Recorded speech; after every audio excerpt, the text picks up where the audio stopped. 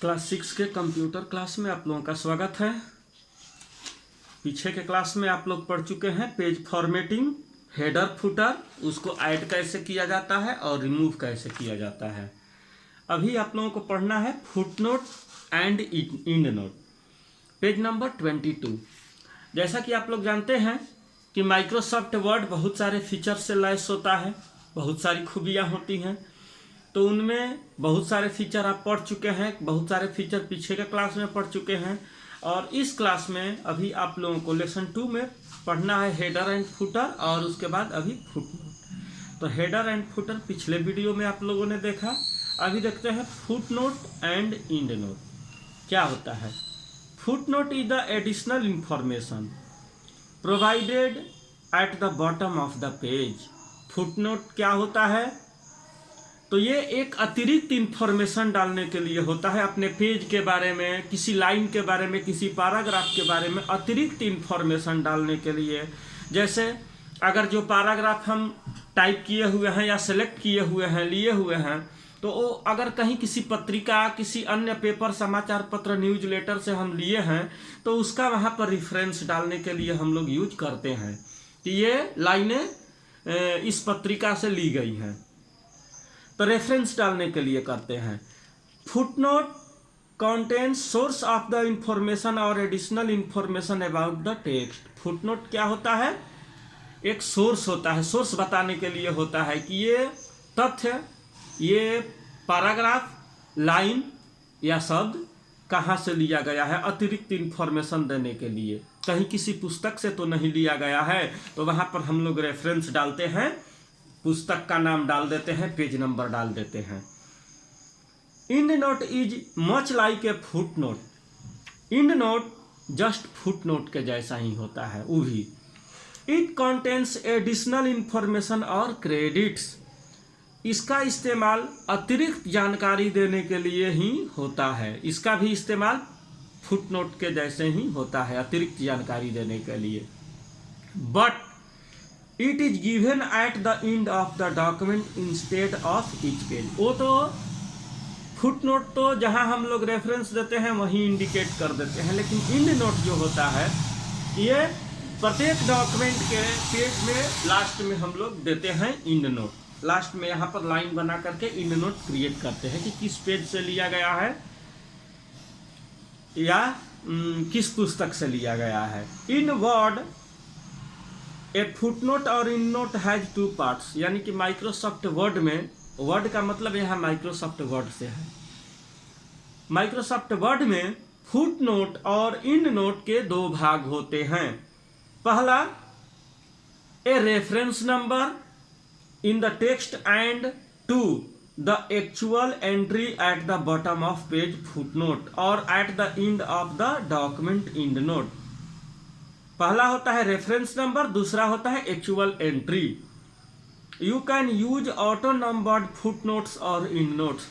आप चाहें तो सेट कर सकते हैं ऑटो नंबर्ड कि प्रत्येक पेज के बाद इंड नोट और फुटनोट्स आते चला जाएगा। जितना पेज में सेट कर देंगे सब में आते चला जाएगा।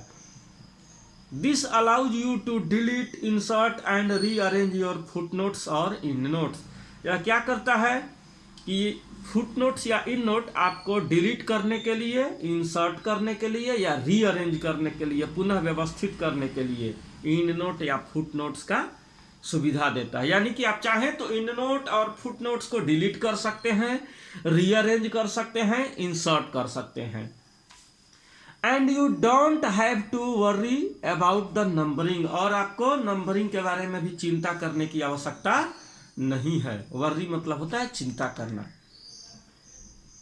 स्टेप दिया है कि लाएंगे कैसे फुटनोट और इंड नोट को, हम लाएंगे कैसे। दिया है स्टेप 1 में, इंसर्टिंग ए फुटनोट और end. 1, open the document. सबसे पहले अपने डॉक्यूमेंट को ओपन करेंगे in which you wish to add the footnote और इंड नोट। यानी कि सबसे पहले अपने डॉक्यूमेंट को ओपन करेंगे जहां पर आपको फुटनोट या इंड नोट ऐड करना है। फिर इसके बाद click at the position in the text where you want the reference number to appear. Example, at particular word और at the end of a paragraph. यानी कि तब कहाँ क्लिक करेंगे कि उस पोजीशन पर क्लिक करेंगे, उस टेक्स्ट पर या पैराग्राफ पर क्लिक करेंगे जहाँ की फुटनोट या एंड नोट आप लाना चाहते हैं। एग्जाम्पल के तौर पर कोई पार्टिकुलर वर्ड या कोई पैराग्राफ जहाँ एंड कर रहा है वहाँ पर click on the references type. अब रेफरेंसेज टाइप पर क्लिक करेंगे, गो टू फुटनोट्स ग्रुप। अब कहाँ जाएंगे? फुटनोट्स ग्रुप पर जाएंगे। Click on the insert footnote और इंसर्ट एंड नोट। क्या करेंगे? इंसर्ट फुटनोट या इंसर्ट एंड नोट, जो आप लेना चाहते हैं। फुटनोट लेना चाहते हैं तो फुटनोट, एंड नोट लेना चाहते हैं एंड नोट, जो आपको पसंद हो ले लीजिए। If you are inserting footnote, अगर आप फुटनोट पर क्लिक करते हैं, the insertion point move to the bottom of the page. Insertion point जो होता है, जहां कर्सर आपका ब्लिंकिंग कर रहा होता है, यहाँ कहाँ चला जाएगा? पेज के बॉटम में, सबसे निचले वाले हिस्से में। If you are inserting endnote, अगर आप एंड नोट इंसर्ट करते हैं, the insertion point move to the end of the document, तो इंसर्शन पॉइंट कहाँ चल जाएगा? आपके डॉक्यूमेंट के लास्ट में जाएगा, पेज के नीचे नहीं जाएगा। जहाँ डॉक्यूमेंट लास्ट कर रहा है वहीं पर चला जाएगा। You can start typing your note, और इसके बाद अब आप अपना नोट टाइपिंग शुरू कर सकते हैं। Click on the show notes button on the ribbon to move back up to the footnote reference number. Ribbon button में शो नोट्स बटन पर क्लिक करते हैं, फुटनोट रेफरेंस नंबर को शो करने के लिए या मूव करने के लिए। Shortcut for footnote is, shortcut दिया है फुटनोट लाने के लिए कंट्रोल और alt plus F, control plus alt plus F, यानी कि पहले कंट्रोल फिर अल्ट और एफ, ये तीनों बटन एक साथ में प्रेस करेंगे। And for end note it is control plus alt plus D, ये इसका शॉर्टकट है। एडिटिंग ए फुटनोट और एंड नोट, फुटनोट या एंड नोट को एडिटिंग करना, मतलब उसमें बदलाव करना, चेंजिंग करना। If you move mouse cursor over the reference number, अगर आप माउस कर्सर को रेफरेंस नंबर के ओवर में ले जाएंगे, ऊपर में ले जाएंगे, you will be able to see the note itself, तब आप वहां देखेंगे कि जो नोट आपने लिखा हुआ है वहां पर दिखाने लगेगा, दिख जाएगा। Double click on reference number, अब क्या करेंगे? माउस के लेफ्ट बटन को 2 बार क्लिक करेंगे। डबल क्लिक का मतलब होता है लेफ्ट बटन 2 बार क्लिक करना, राइट बटन को 2 बार क्लिक नहीं करते हैं, कोई फायदा नहीं होगा उससे। एक बार क्लिक करिएगा, शॉर्टकट मेनू खुलेगा, दोबारा जैसे ही क्लिक करिएगा वो क्लोज हो जाएगा। तो याद रखिएगा, राइट बटन को डबल क्लिक नहीं किया जाता है, लेफ्ट बटन को डबल क्लिक किया जाता है। Computer will take you to the note, computer क्या करेगा? आपको वहां पर एक नोट दिखा देगा। नोट मतलब रुपया वाला नोट नहीं, आप जो लोग लिखते हैं note, oh you can make the changes in the note. अब क्या करेंगे? आप अपना जो टाइप करना चाहते हैं टाइप कर लेंगे, कुछ डिलीट करना है डिलीट कर लेंगे, नया मॉडिफाई करना है नया मॉडिफाई कर लेंगे। तो ऐसे हम लोग एडिटिंग कर सकते हैं, संशोधन कर सकते हैं, सुधार कर सकते हैं। डिलीटिंग ए फुटनोट और इन नोट या फुटनोट को डिलीट करना, कैसे करते हैं डिलीट? फुटनोट और end will not get deleted just by deleting the text of footnote और end, because the reference number will remain as it is.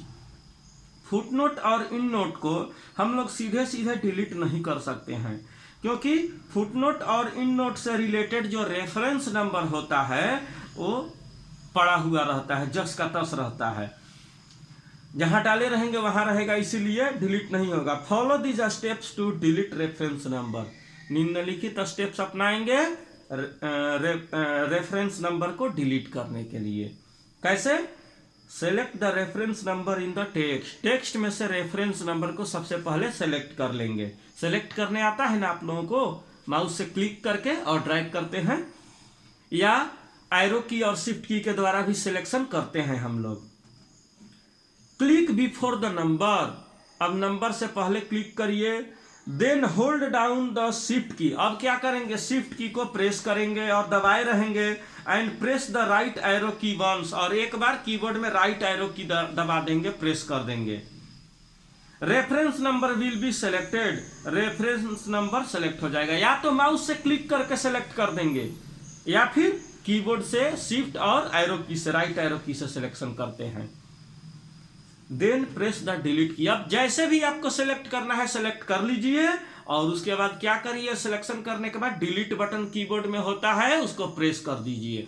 जो रेफरेंस नंबर आपका था डिलीट हो जाएगा, रिमूव हो जाएगा। दिस विल डिलीट बोथ, यह दोनों को डिलीट कर देता है। The reference number and the text of the footnote, reference number को भी या जो फुटनोट या इंड नोट का जो टेक्स्ट लिखे हुए हैं उसको भी डिलीट कर देता है। As soon as you delete the footnote in note, any following notes will be automatically renumbered। यानी कि जैसे ही आप किसी फुटनोट या इंड नोट को डिलीट करते हैं तो कोई भी दूसरा ऑटोमेटिकली नंबर नोट्स का आपके पेज में दिखने लगेगा, ऑटोमेटिक रूप से अगला पेज नंबर, अगला सीरियल नंबर दिखने लगेगा। तो आज के वीडियो में बस इतना ही, क्योंकि आप लोगों के पास भाई सभी शायद किसी के पास कंप्यूटर सिस्टम होगा, तो ज़्यादा पढ़ाने का मतलब नहीं है, थोड़ा थोड़ा रहे, समझ में आते चले। आप लोगों को मैं बताया था कि आप लोगों को जो सवाल जवाब हो आप लोग पूछ सकते हैं शाम को 5 बजे से 7 बजे के बीच में। तो आप लोग पूछते तो हैं नहीं, तो मैं बोला था कि आप लोग सवाल कर सकते हैं। सभी को तो समझ में आ ही नहीं जाता होगा, कुछ तो ज़रूर कन्फ्यूजन रहता होगा। तो आप लोग अगर जहाँ कहीं कुछ अटक रहे हैं तो सवाल करिए, जितना समझ सकते हैं समझिए। बाकी तो स्कूल खुलने के बाद फिर से हम लोग रिपीट करेंगे ही करेंगे इस लेसन को, 1-2 लेसन। अगर एक आध महीने में स्कूल खुल जाता है तो हम पूरा सही ढंग से फिर से पढ़ाएंगे, लेकिन जितना आप समझ लीजिएगा उतना बेटर होगा ना। तो ठीक है, थैंक यू, आज के लिए इतना ही।